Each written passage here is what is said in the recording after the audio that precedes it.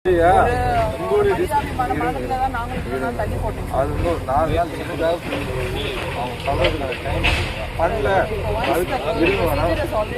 முகாந்திரம் இல்லை அப்படின்னு நானே கூட 4 நாள் போட்டு நானே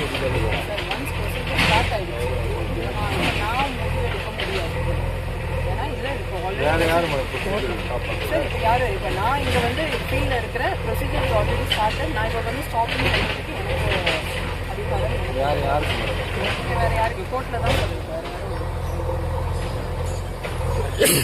கோர்ட்டு தான் கண்டெம்ட் போட்டுருக்காங்க. ஸ்டேக்கும் அவங்க மூவ் பண்ணாங்க. அவங்க ஸ்டேக் மூவ் பண்ணுறதுனால நாங்கள் வெயிட்டும் பண்ணோம். அதுலேயும் கேஸ் டிஸ்மிஸ்டு வந்ததுனால தான் இப்போ ப்ரொசீடிங் பண்ணுறோம். இவ்வளோ அவசரம் எல்லா நிர்வாகத்தையும் பண்ணுறீங்களா? இல்லை மேடம், நான் சொல்கிறேன், இவ்வளோ அவசரம் வந்து இதில் காமிக்கிறேன். இது எவ்வளோ நிர்வாக சீர்கேடுங்க, எவ்வளோ பெனால்ட்டி எல்லாம் வெளியில் போட்டுருக்காங்க. அபராத இது நீங்கள் கண்காணிப்பாமல் அது இது காட்டுற முக்கியத்துவம் பிற துறை உங்கள் துறை சார்ந்த பிற நிகழ்வுகளுக்கு நீங்கள் காட்டிருக்கணுமா இல்லையா?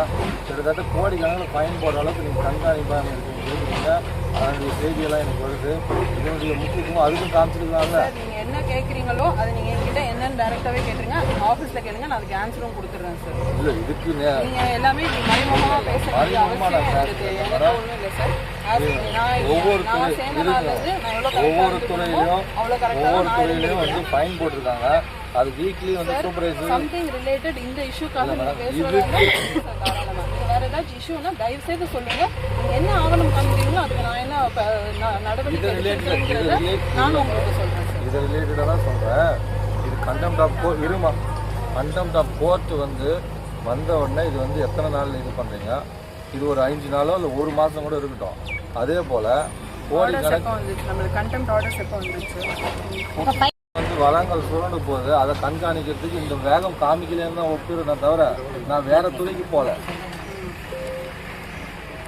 20 நாளே கோர்ட் ஆர்டர்ஸ் போட்டிருக்காங்க. அதுக்கப்புறமா தான் நாங்கள் இவ்வளோ நாள் டைம் கொடுத்து 20 நாள் கண்டெம்ட் வந்து கண்டெம்ட்ல ஆர்டர்ஸ் வந்து எல்லாமே அப்பியரன்ஸும் 91 தான்.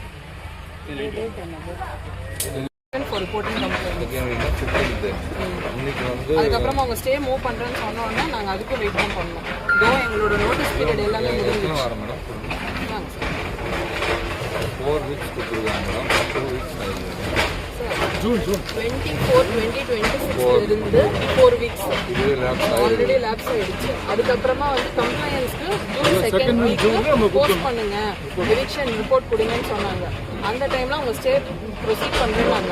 அப்பவும் வெயிட் தான் பண்ணோம். ஸ்டே ஆர்டர்ஸும் இப்போ வந்துடுச்சு. அதுவும் அவங்களுக்கு ஸ்டேவும் அவங்களுக்கு கிடைக்கல. மார்க்கெல்லாம் யாரை வச்சு அவங்க முன்னிலையில தான் சார் வந்தாங்க. நானும் வந்துருந்தேன் மேடம். நாங்கள் அப்ஜெக்ஷன் பண்ணி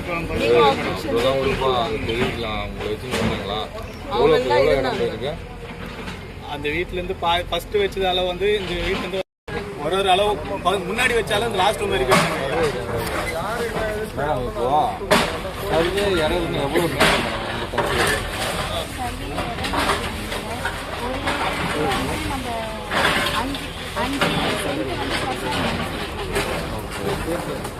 இப்போ எந்த சர்வே தலைவர் வந்து அது ரெஃபரன்ஸ் இருக்குது, அது வந்து எத்தனை ஏக்கர் ட்ராவல் ஆகுது, அது எவ்வளோ தூரம் வருது, டிஜிட்டல் சர்வே பண்ணிங்களா manual survey? First manual survey பண்ணோம் சார். அவங்க வந்து அக்செப்ட் பண்ணிக்கலாம். அதுக்கப்புறம் நம்ம டிஜிட்டலில் வந்தோம் சார். டிஜிட்டல் வச்சு தான் நம்ம அது ரிப்போர்ட் அது ரிப்போர்ட்டு எல்லாமே நாங்கள் கொடுத்தாச்சு. ஹேண்ட் ஓவர் பண்ணியாச்சு மேடம். இப்போ இருக்குங்களா? இப்போ ஒரு பிரச்சனை நீங்கள் 2 பேர் வந்து இது பண்ணுறீங்க. நான் கேட்டால் அது நீங்கள் சொல்லணுமா இல்லையா? எல்லா தகவலும் இருக்கணுமா? என்ன பண்ணது சார்? இப்போ மிஷின் வச்சு நம்ம மெஷர்மெண்ட் பண்ணது. ஆக்சுவலாக இது வீடுங்களா?